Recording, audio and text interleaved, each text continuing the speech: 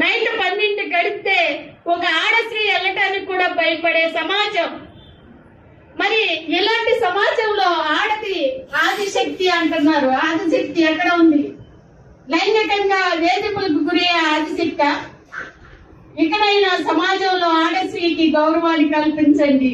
మహిళా దినోత్సవాలు చేసి దాంట్లో గౌరవించి సన్మానాలు చేయడం కాదు, కానీ మహిళను ఒక దేవతలాగా చూడాలి. లైంగికంగా హింసించకుండా చూడాలి. సమాజంలో అవమానం లేకుండా ఎదిరించగలిగే శక్తిగా చూడాలి. ఈ రోజు సమాజంలో అందరూ మరి డ్రగ్స్ అలవాటై పిచ్చి వాళ్ళలాగా తయారయ్యే యువత. ఈ యువతని ఎవరు సమాజాన్ని ఉద్ధరిస్తారంటే ఒక స్త్రీనే. మరి ఈ పిచ్చి మందులు ఎందుకు వస్తున్నాయి? ఈ సమాజాన్ని నాశనం చేయడానికి వస్తున్నాయి. మరి మీ బిడ్డల్ని మీరు చూసుకోండి. ఆడపిల్లనైనా సరే మరి గృహహింసలు జరుగుతున్నాయి, ఎంతో మంది చనిపోతున్నారు. మరి గృహహింసల గురించి ఎన్నో చట్టాలు వచ్చాయి. మరి 18 సంవత్సరాలు నిండకుండా పిల్లలకు పెళ్లి చేస్తే వాళ్ళ కుటుంబ వ్యవస్థను ఎలా నిలబెట్టుకోవాలో కూడా తెలియదు.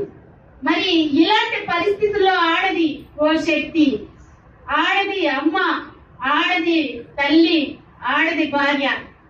ఈ భార్యని కాపాడుకోవాల్సిన సమాజం ఒక పురుష సమాజం.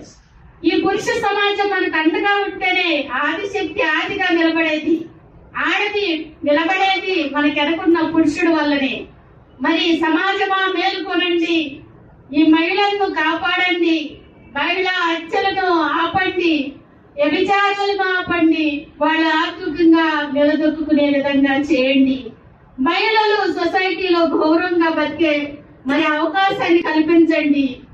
ఏదైనా అవమానాలు జరిగినప్పుడు వాళ్ళకి రిజర్వేషన్ కల్పించండి. హక్కులు బాధ్యతలు సాధించే విధంగా కృషి చేయండి. మీరందరూ కూడా మరి ఆడవాళ్ళుగా మనము ఇంటిలో ఎలా